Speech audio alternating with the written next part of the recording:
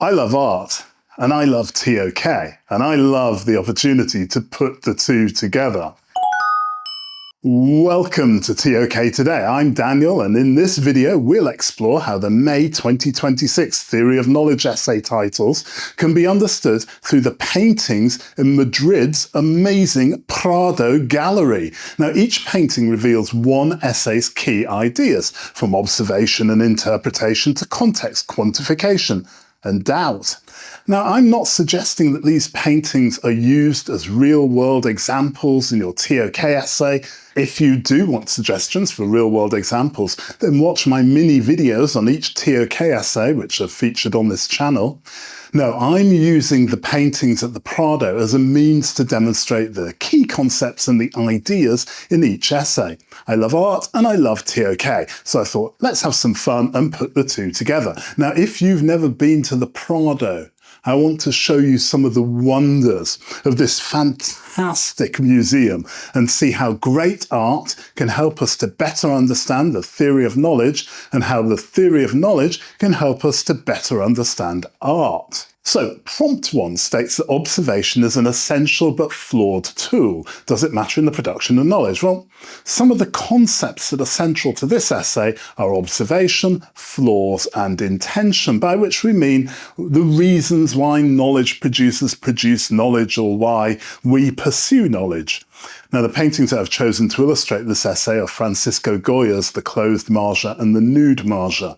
Taken together, these two paintings invite us to think about the act of observation itself. Who is observing whom?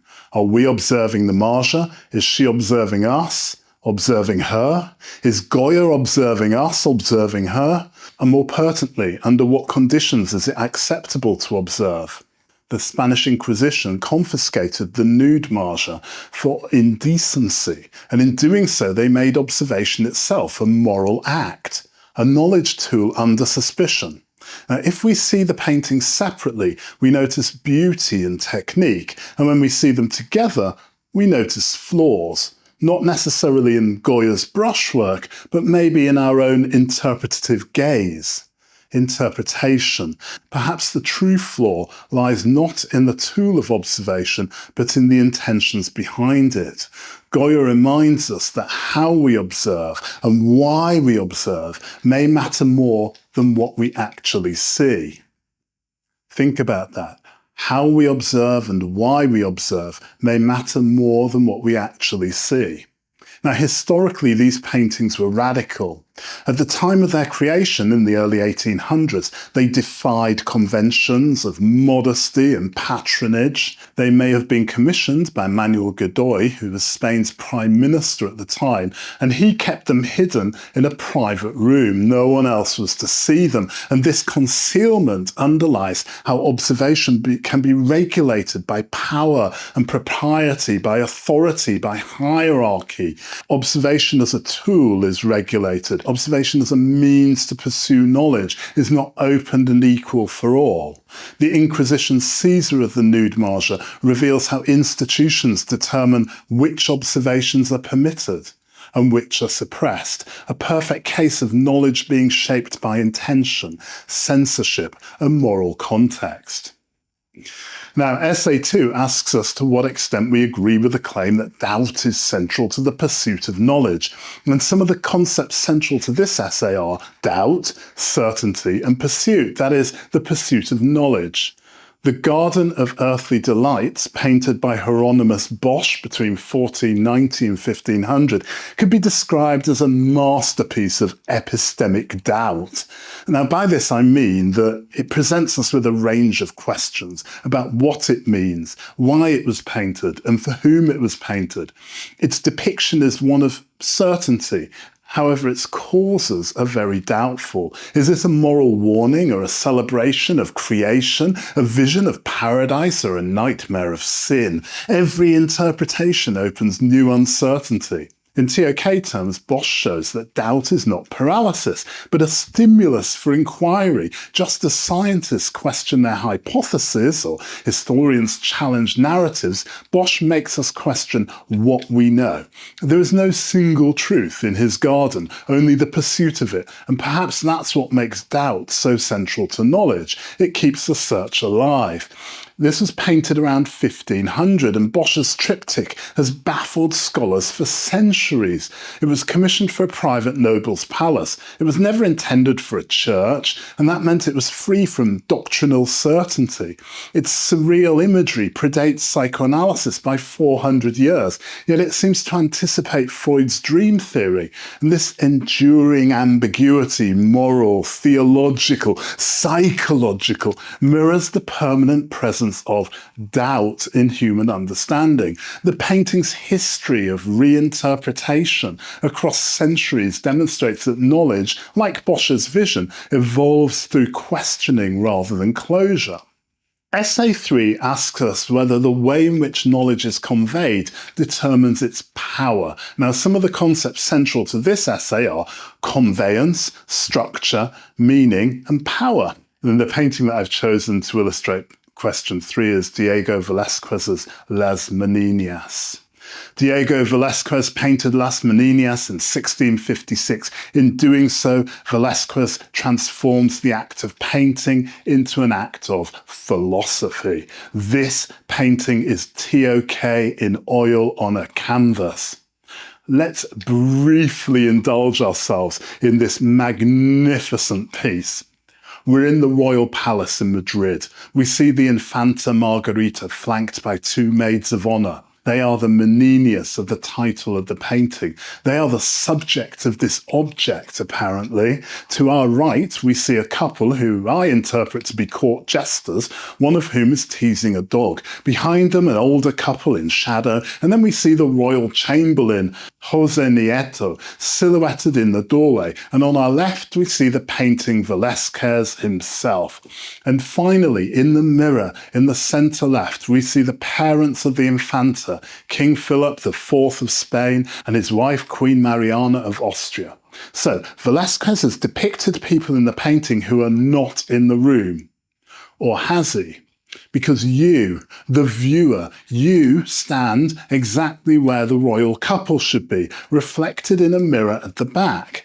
Now, one way of looking at this is that Velázquez has taken us directly into the painting. He's put the viewer directly in the heart of this painting. So who holds power here? The painter, the subject, or us, the observers? The way knowledge is conveyed, its structure, is its power. Velázquez doesn't merely depict reality, he reorders it, showing that perception itself is a form of communication. As McLuhan said, the medium is the message. Velázquez demonstrates that in art, and perhaps in all knowledge, form and meaning are inseparable. Painted in 1656 within the court of Philip IV, Las Meninas challenges conventions of representation and hierarchy. Velázquez inserts himself among the royal household, elevating the artist's role to that of thinker, mediator. The painting's complex spatial structure becomes a touchstone for modern philosophers like Michel Foucault, who used it to explore how power and knowledge are constructed through representation. Now, down through history, the painting's layered conveyance, the mirror, the perspective, the gaze, has given it enduring intellectual authority. Its power lies precisely in how it is conveyed, in how it is shown. Now, essay number 4 asks us to consider whether we can only understand something to the extent that we understand its context. Now, some of the concepts central to this essay are context, understanding, and perspective. And the painting that I've chosen for this is El Greco's enigmatic 1580 painting, Nobleman with his hand on his chest. This painting exudes solemn dignity. But what does it mean? Is it a portrait of faith, of honour, patience, or identity? The answer changes and shifts with the various context within which we could place this painting. For example, its religious context or social context, and of course personal context. Each context gives us a different set of understandings of this painting. Understanding art, like understanding all knowledge, depends on the frameworks that we bring to it.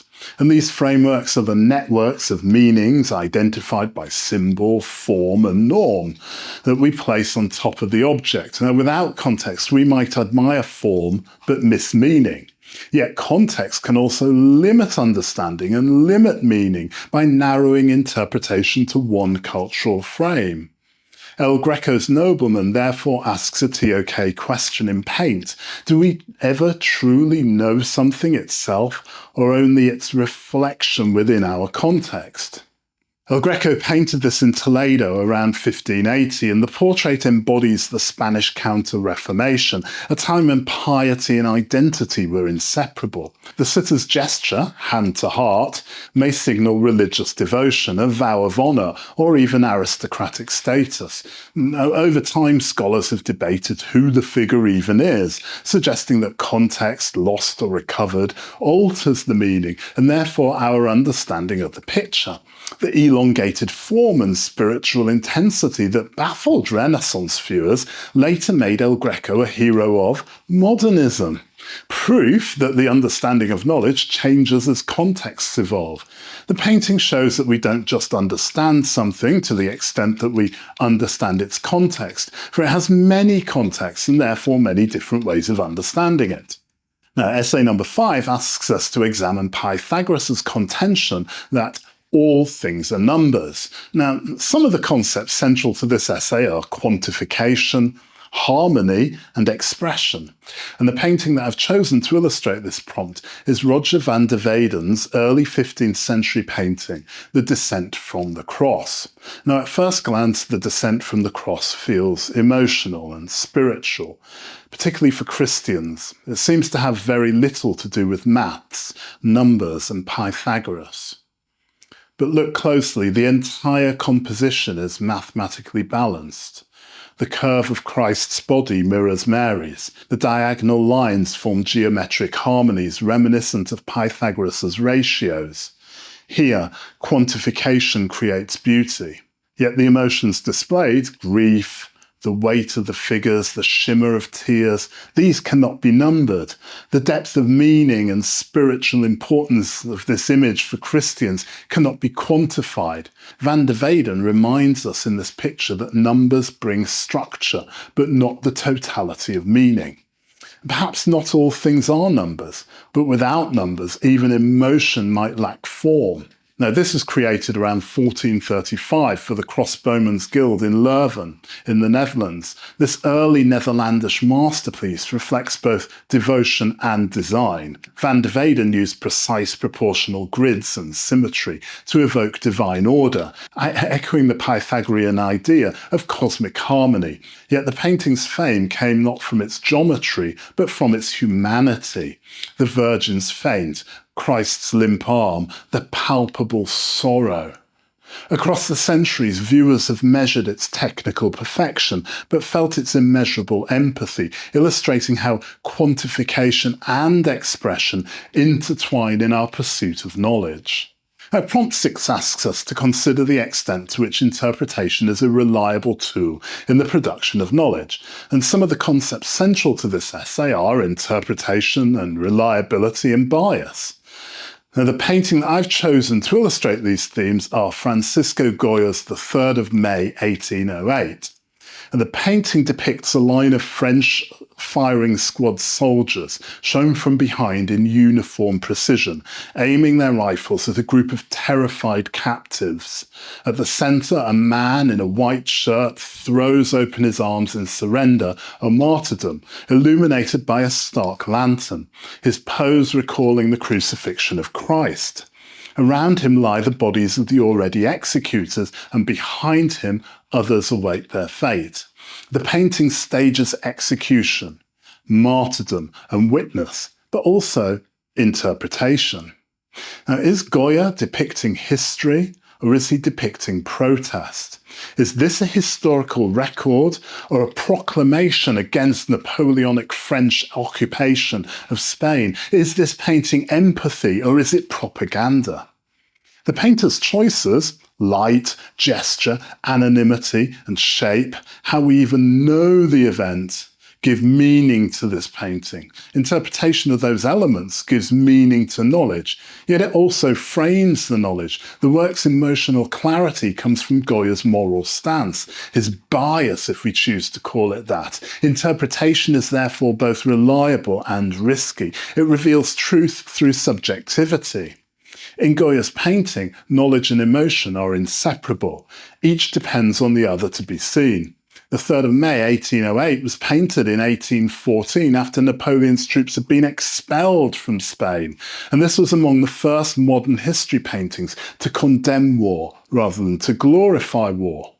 Goya wasn't present at the executions. His work is an interpretation of testimony of those who were there. It's not direct observation. And later Spanish governments alternately celebrated the painting and censored the painting, proving how interpretation can be politically volatile. The stark chiaroscuro and faceless firing squad show how selective artistic choices construct historical memory across time. The 3rd of May 1808 stands as a testament to the power and peril of interpretative knowledge. Now, if you want more direct explanations of each of the ToK essay prompts, more straightforward explanations, then please watch the short essay videos which are published earlier on the channel. There are 3 5-minute videos for each essay prompt. Today in this video I've barely introduced you to the wonders that are inside the Prado Museum and any other art gallery. We've touched upon Goya's human gaze of observation, Bosch's surreal doubt, and Velázquez's self-awareness of perspective. Drawing together the 6 essay prompts and the 6 selected paintings, I hope that you can see that each painting in the Prado is a visual essay on how knowledge is produced, interpreted, and understood. Art helps us to see ToK ideas not as abstractions, but as living experiences of perception, structure, and meaning. And perhaps that is the most ToK insight of all, that the pursuit of knowledge is not only a matter of thought, but it's also a matter of vision. Thank you so much for watching.